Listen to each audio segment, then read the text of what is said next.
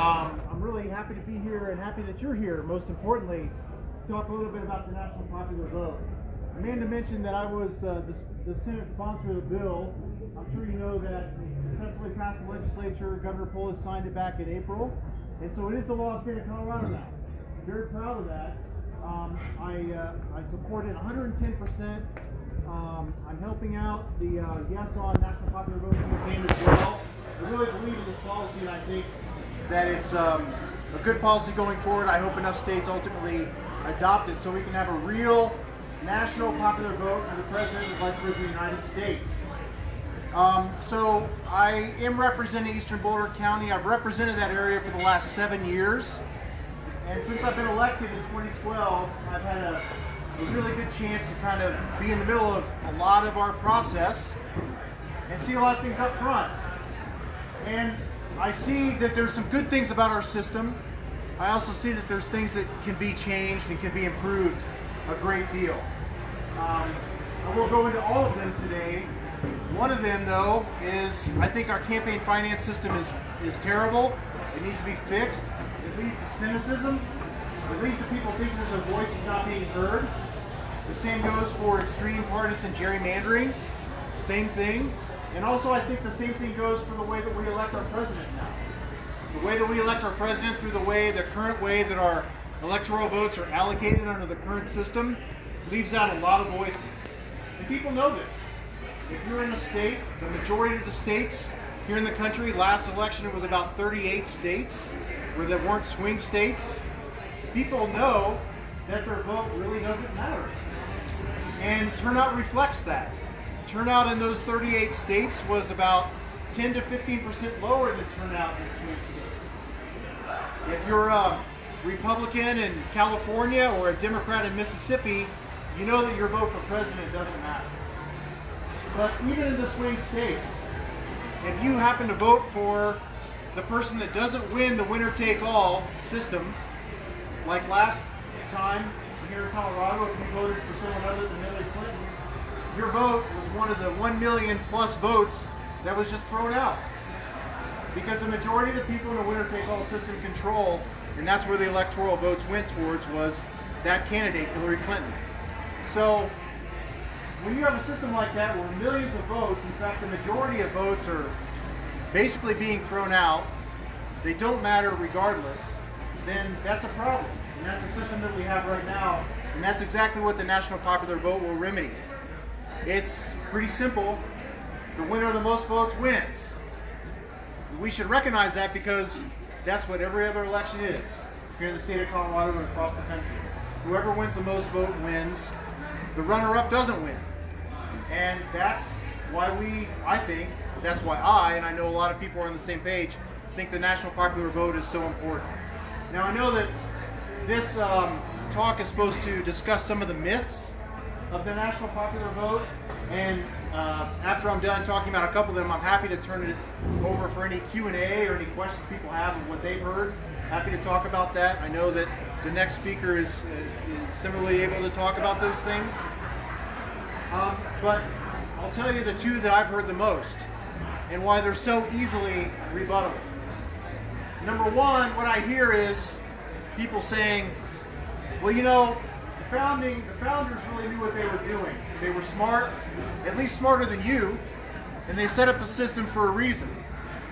And oh, by the way, we're a republic and not a democracy, which tangentially doesn't really mean much in the context of this debate. National popular vote doesn't change anything about that, but I find that people throw that out there to try to sound smart, and really it changes nothing. We still vote for a president to represent us just like we do now with our current electoral system. But getting to the main criticism, which is the founding fathers, the founders knew what they were doing, and they set up the system the way they did for a reason. My response to that is, that's exactly right. They did set it up for a reason. They set it up in a way so the states had absolute plenary power to determine how their electors were going to be allocated. They didn't set it up in a certain way. There's nothing in the record or in the document or in the Federalist Papers about the fact that we have to do a winner-take-all electoral allocation system. That's not there. That was one of the many ideas the founders discussed. But ultimately what they decided on was states, you decide how you're going to use your electors. States decide how their electors are going to vote for the presidential candidate of their choice. And so Article 2, Section 1 says clearly the states have the plenary power to determine that. So my answer is yes, the founders did know what they were doing. They allowed the states, in fact, it's the duty of the states to determine how their electors are allocated. And the states have done that in many different ways over the course of our history. In fact, the current winner-take-all system that we have in 48 out of 50 states was not even the majority until our 11th presidential election in 1828. Before then, it wasn't that. And in fact, there's a couple states now that don't do it that way. But the majority of states do winner-take-all, like Colorado. So, an interesting side note I could get into later is the reason why we even have the majority, most states, winner-take-all now is not because the founders wanted it, but because Thomas Jefferson lost the presidency in 1796 and wanted to win it in 1800. Thomas Jefferson from Virginia was against John Adams from Massachusetts. Both of their states at that point in time had a proportional electoral college system where it was basically if there was 60% of the vote, you get 60% of the electors. Jefferson thought he was going to win all of Virginia. That's his state.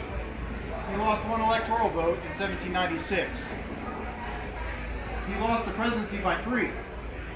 So we wanted to make sure that didn't happen again. So he went to the Virginia legislature and said, can you change your system from proportional to winner-take-all? The legislature agreed. They changed it. Adams and his supporters saw the same thing, so they went to the Massachusetts legislature and got them to change it to winner-take-all. And at that point in time, other states started to catch on and realize if we're proportional and others are winner-take-all, we're going to lose. So many changed to winner-take-all. And that's fine. That's up to the legislature. But it had nothing to do with what the founders intended. It had nothing to do with the document.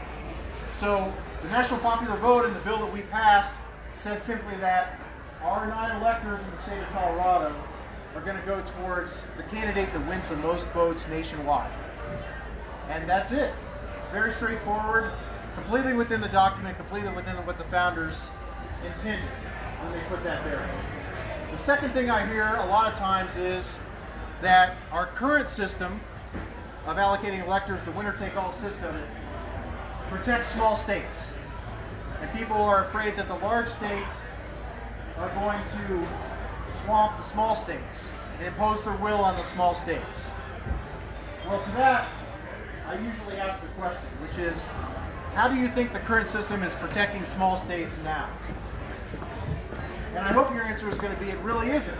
Because name the last time that a presidential candidate during the general election visited a state like Wyoming or South Dakota or Hawaii or Rhode Island. We don't have to make it partisan. Any one of the small states, small population states.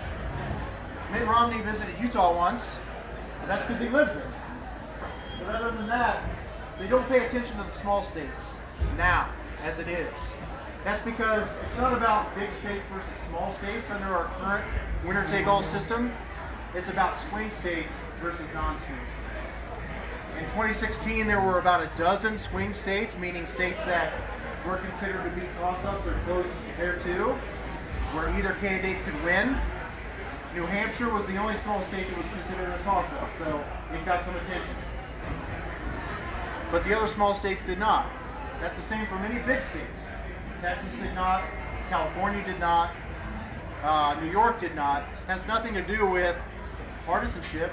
It has everything to do with they know how the vote's going to come out. So those presidential candidates don't campaign towards their states. They campaign towards a small slice of people in a small number of states in order to be able to win the way the Electoral College is set up right now. And the theory of the NPV, the National Popular Vote, and one that I share, is that that's not right. Because what that means is the majority of the voters in this country get overlooked. Their vote doesn't matter to the presidential candidates. So with the national popular vote, we're turning it into a true nationwide election. So sometimes when people say it's a small state, big state issue, I think what they're also talking about is it's a rural versus urban issue. They're concerned that urban areas might be able to control what the entire country does. The numbers don't add up. If you want to look at what a truly national election will look like for a president, look at what a statewide election looks like in any state, but even Colorado particularly. This last election we had all kinds of statewide candidates, governor, attorney general, secretary of state, treasurer. They didn't just stay in Denver. They didn't just stay in Colorado Springs. They campaigned throughout the entire state because that's what you have to do to win. If the secretary of state candidates or the treasurer candidates would have just stayed in Denver or Colorado Springs, the winning candidate would not have won. They have to get votes from everywhere. They have to appeal to the entire state in order to win. And that's what we want out of our president too. We want our president, vice president to appeal to the entire country, at least the majority of them. We want them to govern with the entire country in mind as well. One of the examples that people use about how the current winner-take-all system really warps policy, and this comes from our Republican friends actually, is in the mid-2000s you may remember that a Republican president with a Republican Congress passed Medicare Part D. Now, I happen to like that policy, but this is not a typical Republican policy. In a normal year, they would not have voted for something like this. Certainly not now. And the only reason why they did was because they wanted to make sure George W. Bush could win Florida in 2004. That's a swing state. So you look at how some of these policies actually turn out as a result of our current winner-take-all system. That's just one example. It really warps the way that the presidents govern if they want to win re-election, and it warps the way that they appeal for the number of votes. So I'm of the opinion, I hope that you are too, that the national popular vote is really the true way to make sure that all Americans are involved in the election, that more people vote, that every vote counts, no matter where that voter lives, no matter what the election is, that every vote is equal, and that people will, it will be one step among many that we can take to reduce cynicism, to increase the confidence in the results, and make sure the person that gets the most votes wins, period. That's why I've always supported it. I hope you support it as well. And I'm happy to take questions, and I'm happy that you're here. So thank you. Okay. I'll take the question, I'll repeat it so everybody can hear it as well. Yes, ma'am. You stated that the Republicans passed Part D just for Florida, but they held the Republican aspect of it by not allowing Medicare to bargain and negotiate with farmers. So, just to clarify that. But my real question is, what about proportional counting? How does that show up for the whole thing? Yeah, so the question is, what about proportional? Like if you were to allocate your electors in a proportional way? And it's a good question. There's a couple things about that. First of all, if you were to do a proportional allocation of electors, then every state would need to do it. Because if only one state did it, or actually two states do it now, but if more states were to do it but not the majority, those states' electors are diluted.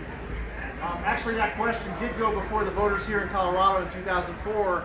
Should we be proportionate? It was really rejected by a lot because of that. So you can't really do it unilaterally. You can't even do it as a handful.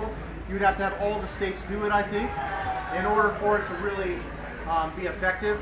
But the other concern I have with that method comes back to what I said earlier about the extreme partisan gerrymandering that we have. The proportional electoral college system right now is based on, or what people propose, would be based on congressional districts. And so if you're in a congressional district like that is gerrymandered, your voice again doesn't matter as much. It's a little bit better, but really the only true way to make sure that every voice matters, and every vote counts, is to do a national popular vote. Although what you mentioned is in my opinion, improvement over what we do now. Yeah. Well, it's the only thing that would cause third-party people to have a chance. Well, let's look at that. So the third parties would have to win if you're doing a proportional electoral college allocation system, the third parties would still have to win that particular congressional district. So unless you have a strong enough candidate that can win that congressional district over the Republican and Democrat, we're still in the same situation that we are now. Why does it have to be like Winner take all that way. Yeah, so that's because it's still winner take all within that district. Yes, ma'am. I guess in late August there was a federal appeals court decision that ruled against this. Can you sort of explain what's going on? Yes, I'm happy to. So the question is regarding a 10th Circuit Court of Appeals decision that came out about faithless electors. That just came out a couple weeks ago. So the controversy actually comes out of Colorado. You may remember last election, there were some electors here in Colorado that wanted to not vote for Hillary Clinton in return for other electors not voting for Donald Trump. And so these electors wanted to put down John Kasich or somebody else and hope that it would swing the actual election. Those electors were told that they could not do that. They could not vote their conscience.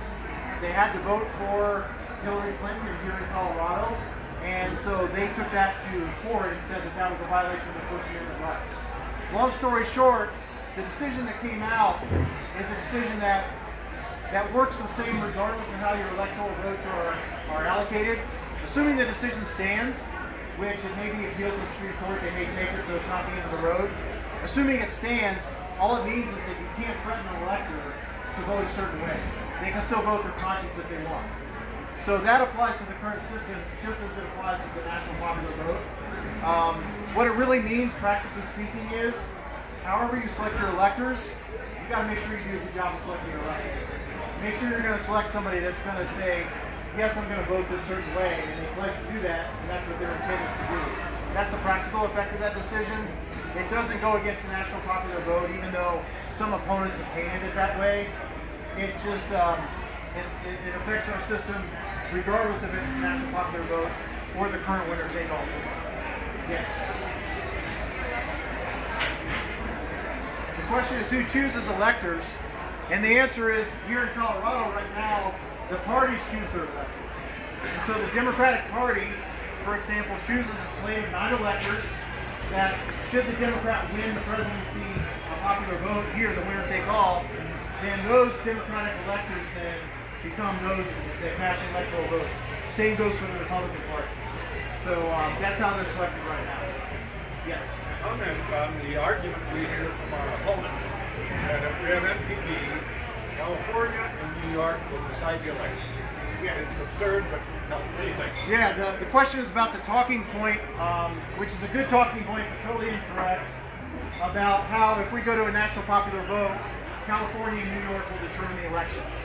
Well, there's a couple ways to look at that, in my opinion. First of all, California already has 55 electoral votes. New York has 29. So we have 9. So right now, there's nothing we can do about this. The current system, which is a fine system, says that certain states have a lot of electoral votes because that's their population. So right now, California and New York combine for about a quarter of the electoral votes. The national popular vote doesn't change that. It doesn't do anything. So all it means is that the Colorado votes will go towards the winner of the national popular vote as opposed to whoever wins within the state of Colorado. So the other thing that I want to mention about that, which is the bigger issue I think people are getting at, which is that, again, I think whether it's genuine or not, the talking point I don't think is genuine, but there could be a genuine concern that urban areas like Los Angeles are going to end up controlling the vote. Because Los Angeles has a lot of people, and that's true. But one thing to keep in mind is Los Angeles, San Francisco, Denver have a lot of people, but they don't all vote the same way. Californians don't all vote the same way. New Yorkers don't all vote the same way. So the argument, really, the premise of the argument is people in California, New York, LA are all going to vote for the Democrats. And that's just not true. When you look at the way that our population is split, it's very interesting. We have 1/6 of our population is in the top 100 cities. 1/6. And they split approximately 60-40 for the Democrats.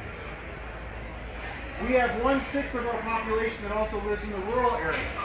And they split approximately 60-40 for Republican. The remaining 2/3 of our population lives in suburban areas. And they split 50-50 traditionally for Republican Democrat. So there's nothing about a national popular vote that's going to favor a Republican or a Democrat. In fact, if you go all the way back to 1924, this is going back a way, to 2016, 828 million individual votes were cast for the Republican candidate for president. Does anyone want to guess how many votes were cast for the Democratic candidate for president? 828 million. So if we have a true national popular vote, it's going to be close, just like it has been for year after year after year. So it's not going to be about urban area versus rural, small state versus big state. It's all about every vote counting equally. Yes.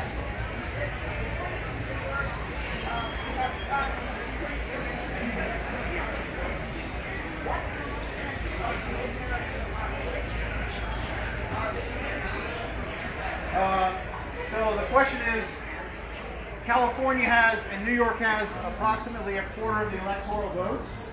What percentage of the population do they have? And this actually brings up an interesting point. If we were to go to a national popular vote, actually the percentage of population that California and New York has will mean that their voice is actually reduced from what it is now. So right now they have about 12%. With the national popular vote, when you consider the fact that some are going to vote for the Democrat, some are going to vote for the Republican, it's less than that. Colorado will benefit because Colorado right now has 1.7% of the electoral votes now, the way they're allocated. In a national popular vote with our population, we make up 2.1% of the population. So actually, if we go to a national popular vote, which Colorado has voted to do at this point, then we'll actually hit above our weight compared to what we have now, 2.1% versus 1.7%. So it actually benefits Coloradans. Now California and New York have signed on, even though they're going to have a net reduction of their influence, because they know what it's like to not be a swing state. Over the last they've been a swing state in the past, but they know what it's like that presidents don't care about what they're doing, so they've signed on to it, and other big states and small states have too. But it actually is a net benefit to Colorado. Yeah. So I think what you're doing here is terrific, and it seems like the ultimate point is to make the system that is more democratic. Is there a way that you could compare this with ranked choice voting?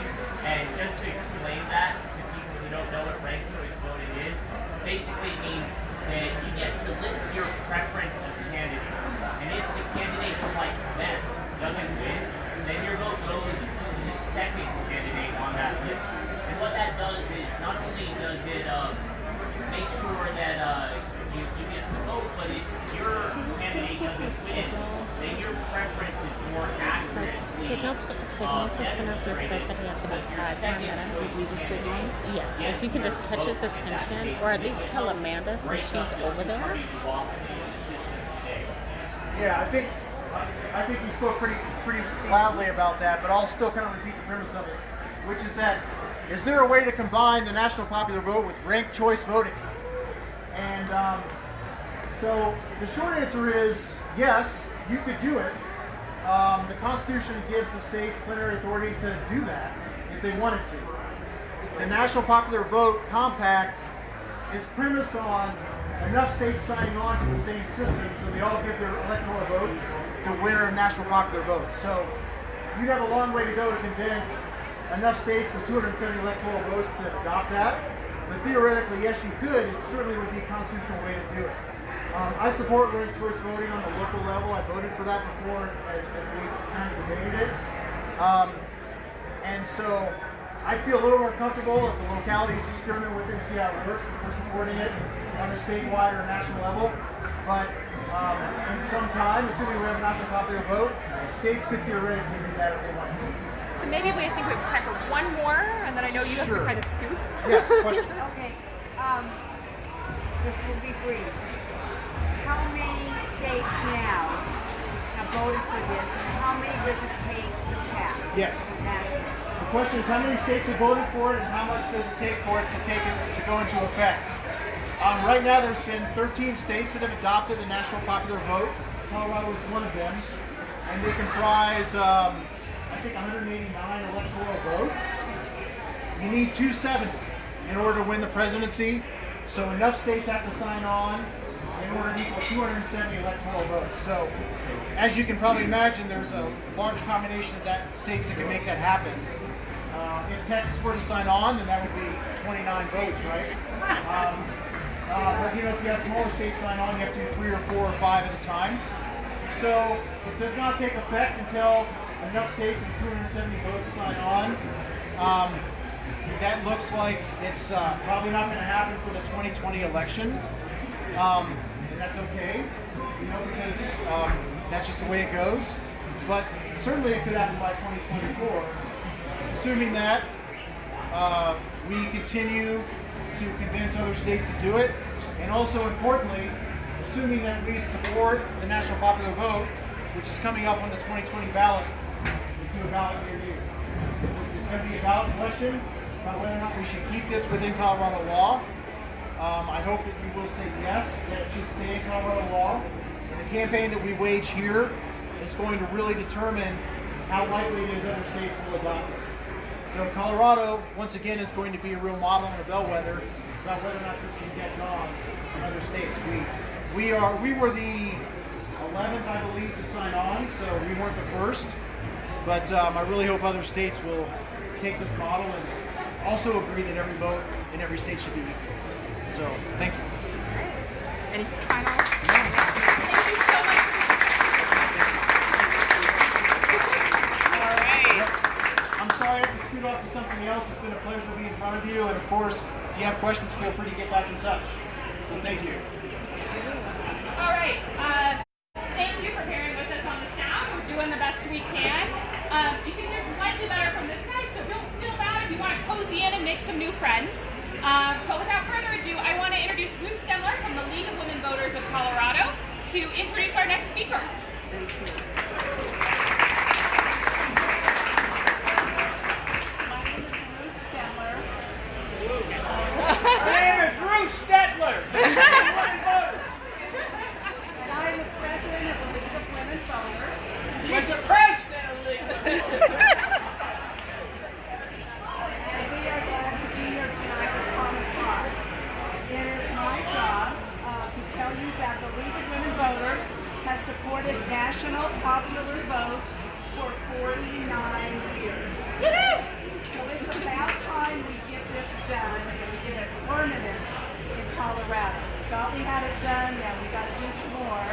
So go out and tell your family and friends, but we need a national popular vote to pass in the state of Colorado. It is my job to introduce Pat. It's my job to introduce Pat Rosenstiel. And this is going to be, we're going to get to hear against a more conservative voice about national popular. Pat presently serves as a senior consultant to the National Popular Vote campaign. As CEO of Ainsley Shea, a Twin Cities-based public affairs firm with a worldwide impact, Pat is a nationally recognized figure in the topic of national popular vote. And we're glad that he's here tonight. Please help me welcome him. All right, I'm going to do a voice check. Can you hear me back there? Perfect. I think I don't know if you can hear me back there, but hope you can. Grateful to be here. Thanks, Ruth. Thanks, Anna. Thanks, everybody who worked on this together. This is amazing. Grateful you take some time out of your life to learn about national popular vote and to understand what's going on here in Colorado, right? In Colorado, for the first time ever, there's a referendum. Well, first time since 1932, there's a referendum to repeal the effort of the legislature and the governor, which we believe they got right. We think Colorado belongs in the national popular vote interstate compact, and we believe that a majority of Coloradans want to have a popular vote for president. As Ruth talked about, I happen to be a Republican trapped behind the blue wall in Minnesota.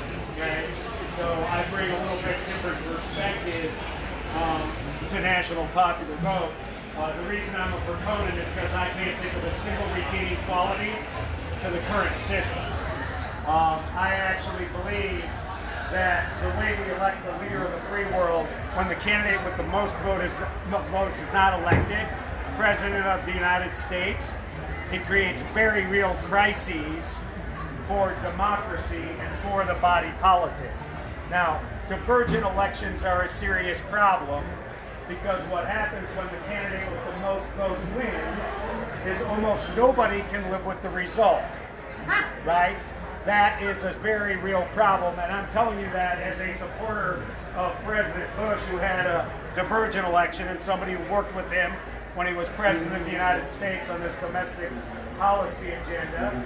And I say that as a supporter of the current president of the White House, who I supported for the president and haven't quite yet determined yet if I'm going to support his re-election. And that's between me and my ballot and all that other stuff. But I want to tell you that I am a full-throated conservative Republican who supports a national popular vote for president because I can't think of a single redeeming quality to the current system, which is why I'm here tonight. Now, if you doubt my seriousness about how important I think this is, I'll share one little piece of my bio, which is I was born and raised in Milwaukee, Wisconsin. And that means the Green Bay Packers are going to be kicking off a football there sometime in the next 20 minutes. And I'll be standing here talking about the national popular vote for president while my favorite football team is playing football. So I'm sincere in my desire to see Colorado stay in the national popular vote interstate compact. Now, the divergent elections are a problem, but what the real problem is that in every presidential election, 4 out of 5 Americans are politically ignored when we elect the President of the United States. They are Republicans and Democrats who live in flyover states, because what flyover state voters want is not relevant to the American president or the campaign for the presidency. And the way you know that is by how they travel when they do their campaigns and where they spend their money. But God is my witness, right? When President Bush was running for re-election, 3 years before his re-election campaign, 36 months before it, we were polling in just 18 states, right? And we were ignoring voters in 32 states because we had no way to figure out how competitive they could be. And when your president is not polling you for your interests, right, that means battleground state voters have like a disproportionate influence. And what Senator Foote was pointing to, that Part D prescription drug bill, that was the largest entitlement program since Lyndon Johnson's Great Society, passed by a Republican Congress and a Republican president, was all about locking in the I-4 corridor of the battleground state of Florida. $1 trillion to win a battleground state. Reasonable people can be on all sides of that issue, but that's what's at stake here. No Child Left Behind was about what do minivan driving moms in Hamilton County, Ohio want to hear from the American president, right? Largest federal intrusion in public education in my lifetime in order to secure the vote of a persuadable audience inside a battleground state. Now, that doesn't happen in divergent elections. That happens in every election, okay? And it's not just Republican presidents, it's Democratic presidents. Barack Obama's Keystone Initiative, President Obama, was alternative energy tax credits, right?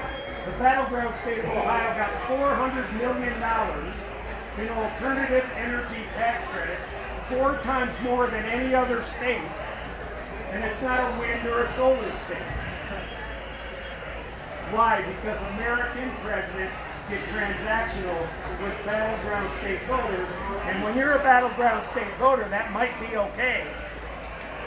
But when you're not, right, which increasingly Colorado is moving away from, I would argue, right, that status is very fleeting, you're going to find out very soon what it feels like to live in a battleground, in a non-battleground state. Okay? Now I will say, being a battleground state under the current system isn't everything it's chalked up to be. Right? So, for example, if you think about the policy that's going on from the White House right now, what is the number one policy going on in the White House right now? It's how do I wage trade wars, right, against China and Europe, because I'm going to get a quote-unquote better deal for the American worker. Right? That's what the president says, and every day he is waging that war, and what are they doing? They're waging it back. Right? And where are they targeting industries? Okay? European tariffs target Harley-Davidson motorcycle in Milwaukee, Wisconsin, a state that President Trump won by less than 10,000 votes in order to pull an inside straight under the current system. Right? So, being a battleground state isn't all it's chalked up to be. They're targeting soybeans in the farm in Michigan, because that's on President Trump's path to the presidency. Okay? Now, I'm happy to answer any policy questions about the national popular vote, because there isn't a single objection that I have not faced in the 37 states that I've been in on this issue, right? But I'm not here to talk about policy tonight. I'm here to talk about waging an aggressive campaign in Colorado so that we can have a popular vote for president of the United States. Okay? Now, there's a very simple voting question in Colorado that the narrow partisan opponents of reform that funded paid signature efforts that they want to make sound like they were organic to pull Colorado out of the National Popular Voting or State Compact. Right? The real voting question in Colorado right now for a Colorado voter is, do you want a popular vote for president? If you want a popular vote for president, the greatest way to have your shoulder to the wheel, right, is to get engaged in the referendum campaign on the yes side, because yes on national popular vote next November, right, brings this country substantially closer to a popular vote for president. A no vote in November moves this country substantially further away from a popular vote for president. So this thing, we can talk about how does ranked choice voting work with national popular vote. Ranked choice voting does work with national popular vote. As a matter of fact, the only state that has statewide ranked choice voting is the state of Maine. Their bill was fully scrubbed by Common Cause and Fair Vote in Maine, along with the League of Women Voters, to make sure that it would work with the national popular vote interstate compact. The people who passed ranked choice voting in Maine are also supporters of the national popular vote interstate compact. That's not a problem when it's just Maine. It's not a problem should one other state decide to do that, because what they do is form a simple interstate compact between the two of them to agree to report one result from the ranked choice voting states, because that's how it works most cleanly. Okay? So there's nothing inconsistent about ranked choice voting or instant runoff voting, depending on what you call it, right? And a national popular vote for president. We're trying to marry those two things right now around a referendum that is designed to be a critical threat to a popular vote for president, right? That's work for the legislature to do. The work for us to do is form the campaign committee, fund the campaign committee, come to organizations like this and plead for your continued involvement and continued help if you support a popular vote for president. Right? And so while we can talk about New York and California and why that's absurd, Okay? If you add up the population in New York and California, it's 16% of the vote. What does that mean? 84% of the voters don't live in New York and California. How much more complicated an answer do we need than sort of that? I'm not good at math, but 84 is more than 16. And how are 16% going to make the decision for the rest of us when 84% of us aren't there? Right? But the real thing is do you believe there should be a popular vote for president? Do you believe that a Democrat in Oklahoma should be as important as a Republican in Minnesota? Do you believe a voter in Boca Raton, Florida should be as important as a voter in Bismarck, North Dakota? Do you believe it shouldn't matter what zip code you live in to have influence with the American president? And do you want your vote to be valued in presidential elections, whether you live in a battleground state or not? Those are the very simple voting questions here in Colorado. And if you're a yes on those, you're with us. If you're on a no on those, you're not with us. And that's okay. But you better think of what's the redeeming quality of the current system that you're defending. And I can't think of one. Doesn't mean somebody else can't. Please. You're from Minnesota. I am. I lived there for 65 years. Back here 5 years ago. And Minnesota is a liberal state. Yes. It has 10 electoral votes. True fact. They have not approved the MPP yet. Why? So Minnesota is a blue state. Minnesota is a blue state that has a Republican-controlled Senate. That Republican-controlled Senate, that Republican-controlled Senate has a chair named Mary Kiffin. Chairs in the Senate can kill bills. She has single-handedly killed that bill. As soon as that problem is dealt with in Minnesota, which I expect that problem will be dealt with shortly after 2020, it would have been dealt with in 2018. The problem is the Senate redistricting year doesn't come up in 2018. It comes up in 2020. So one gavel veto in Minnesota, but I expect their 10 electoral votes to be in the top half. And I'm not going to stop you there. Great question, please. Well, look, if you pull the disclosure reports, you go to yesonnationalpopularvote.com. Yesonnationalpopularvote.com. Watch the video that's there, and when you go there, you know, if you want to sign up to volunteer or be on the newsletter, or if you want to make a small contribution, of course, I would encourage you to do that. But there's a nice little video there that talks about the partisan nature of the funding. Now, we're talking amongst friends here, and if you're with the media, you can quote me on this, and I'll spell my name for you. I don't know if you're here or not. But basically what you find is the narrow partisan funding that is the Republican funding in the state who believe that this referendum could be a surrogate grassroots effort for Cory Gardner. Okay? So what you saw is you saw them leverage $450,000 to almost $500,000 to do paid signatures so that they could build an early ground game and energize their base. Now, I think the mistake they made is they also appear to have energized ours. Right? Well, I'm saying they appear to have energized us. Right? So the narrow partisan interests that are the Coors, the narrow partisan interests that are the Better Jobs Coalition, the narrow partisan interests which are the Gardner re-election campaign committee, that was the funding behind the paid signature. And now they're going to figure out what Colorado really is about having a popular vote for president. And we're going to find out where the intensity of this issue really lies. And I think they made a mistake. Now, I don't know what they're afraid of, right?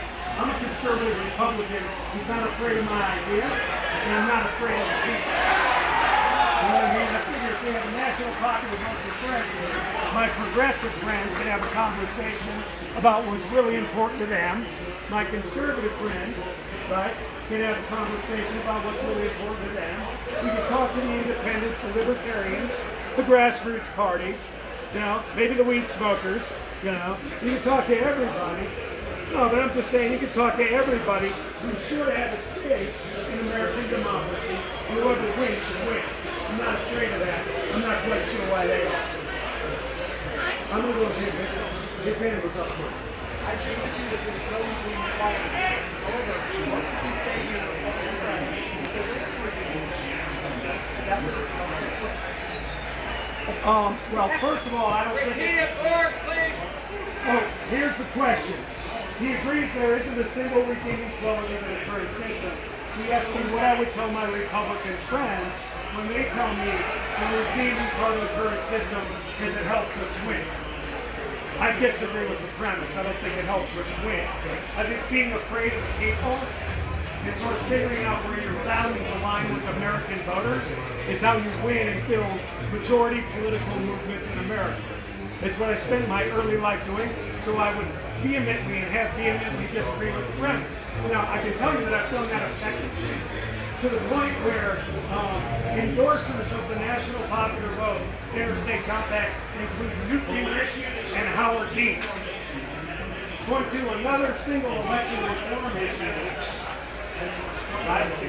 Michael Steele, Nancy Pelosi. Right? Like it just doesn't happen. And the truth is we've always been, I just want to make this very clear. National Popular Vote is today, was when I joined, and will always be a bipartisan effort, or tripartisan effort, or septuple part, or whatever that word is, right? To address a nonpartisan problem. And that is true here in Colorado, where my polling says 28% of the Republican voters in Colorado would prefer a popular vote for president. And I actually believe that's a floor, not a ceiling, because we haven't once had this campaign in Colorado, the one we intend to wage moving forward without conservative voices, and have a real discussion of what's in the best interest of the country, the people, and the political movements that the people care about, including my political movement.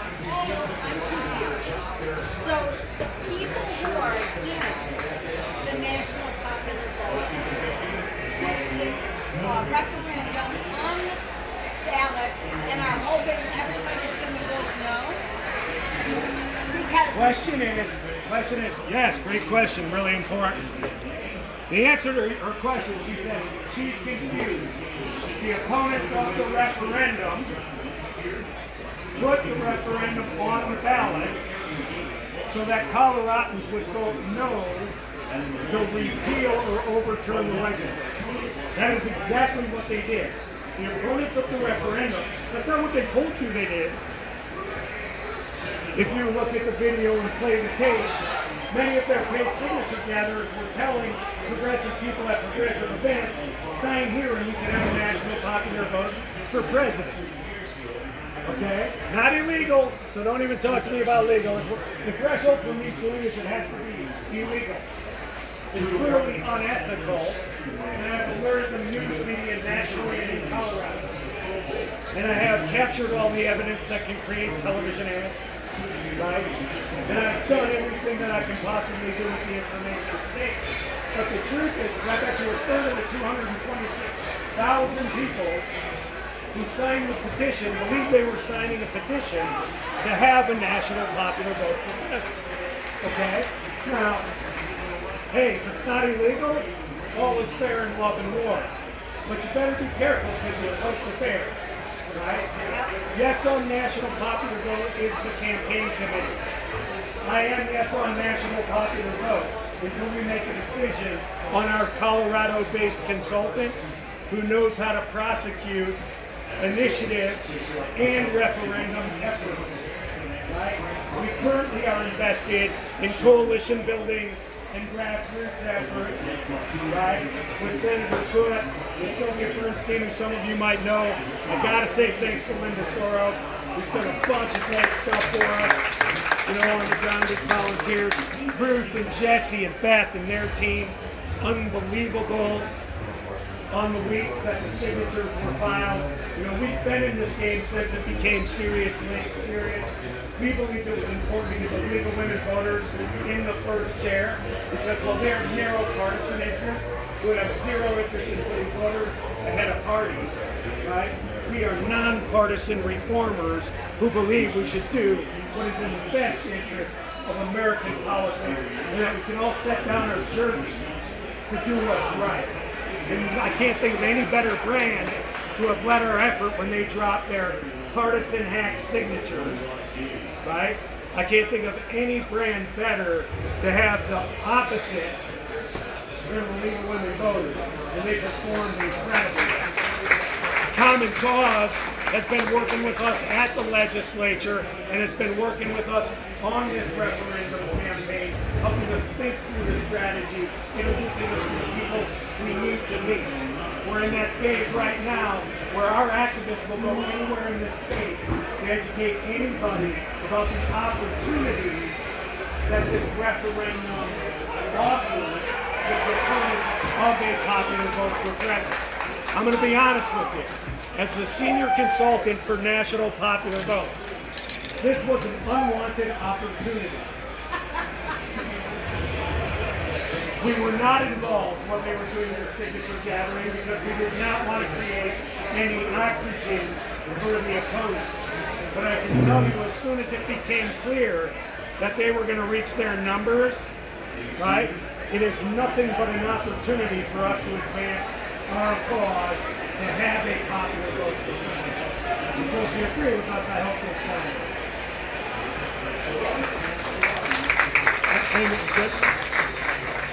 Any more questions? Yeah, I got some time. They haven't kicked off yet. I'm just kidding. So you said you've been to 37 states. Yeah. Are there any people that are trained in the campaign and arguments that you think are here in Colorado that valuable for us? Hey, so a great resource for you to get really smart, right? Get really smart about what opponents say about this bill or this compact, and what's real about this bill and this compact. You actually go to nationalpopularvote.com. There's some navigation there that says myth fact. It's chapter 9 of our book, where we have 137 objections that are raised against national popular vote, with short answers and long answers, depending on how smart you want to get. I would focus on the short answers because if you want to be an advocate and not an educator, and I will say this, campaigns are a time to advocate and motivate. A little bit of education is good, but there's this little formula that's Q equals A plus 1, right? I don't care what question you ask me. Won't big cities control everything under national popular vote? No, they won't. You know why I know that? Because big cities will control who is currently the United States Senator from Colorado. He got crushed in Denver. He got crushed in the big population. He won the race in the rural area. But what's important is for you to think about for a second whether or not you want a popular vote for president. That's my plus 1. If you want a popular vote for president, this gets really easy. And you don't have to worry about big cities. If you want a popular vote for president, you are a yes. If you don't want a popular vote for president, you are a no. And are you afraid, if you're a no, why are you afraid of your ideas? Why are you terrified of the American people? And if you're terrified of the American people, don't you think maybe you should change your ideas enough to not be terrified of the American people? I mean, look, but seriously, every question, everything you could possibly dream of, from low-rank legislative or national popular vote, is how do hurricanes impact on election day, on national popular vote is answered there. Get smart, but get disciplined about how smart you get. Because at the end of the day, you've got to challenge people to think about what they're voting for. Why do Republicans and other conservatives believe that it will help them win? So here's what I want to say about the partisan frame. I've been at this since 2007. Okay? Colorado is not my first rodeo on national popular vote. And I've seen the partisan frame of this issue flip 3 times since 2007. When National Popular Vote called me, a movement conservative and said, I want to talk to you about the national popular vote. I said, sounds like the Communist plot to cut the Constitution and make Al Gore president. I assume the people who told them to call me told them to call me so I could figure out how to do it. It's like, send me your stuff. They sent me a one-pager and a 900-page book. And I quickly figured out everything I thought I knew about 3 words was wrong. And I figured out, no, I think they sent it to me because they know I knew. Okay? So I started in 2007 when it was very hard to get Republicans to pay attention to why we need the national popular. Fast forward to 2012 and 2014, where the Republicans in the Senate passes the national popular vote for the 4th legislative session in a row, and it's blocked by the Democratic House because the Democrats have a mortal lock on the electoral college. Right? I passed the bill in the Oklahoma Senate. I'm going to say aye. I don't need to be. Passed the bill in the Oklahoma Senate. It's not really a good chunk of change. The Arizona House of Representatives. Tailwinds in the Republican bodies, headwinds in the Democratic bodies. Then what happened? 2016. Okay? So the truth is, it's like, I don't know. Let me put it in context this way. In 2018, 2 years after Donald Trump was elected president of the United States under the current system, losing the popular vote and winning under the state-based winner-take-all law, we introduced a bill in the issue of the Senate with 15 Republican sponsors and 10 Democrats. So we don't have the Republican Party. The bill moved very quickly in Colorado because it had been litigated a bunch of times. The legislature moves the bill.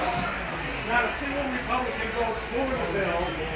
The opponents make it a partisan issue. We don't. I can promise you this referendum is not going to be prosecuted in a partisan fashion. I can promise you we're going to be on the western slope. Did I get that right? Yep. We're going to be on the western slope.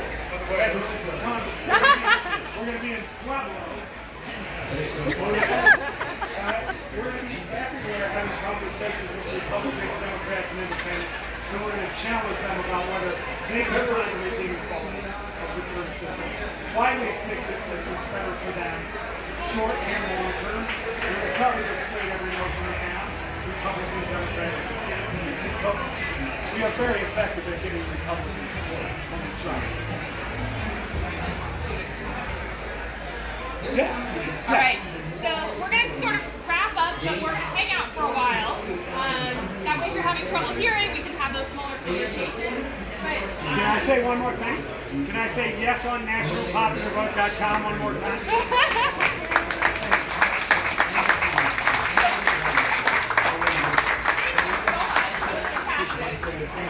So, as you mentioned, this is going to be a statewide effort. We are going to need absolutely all of you and all of your friends to help get the word out about how important this is, because like you said, this is the first time that in the country that it's a referendum, and so we have to prove where the right side is.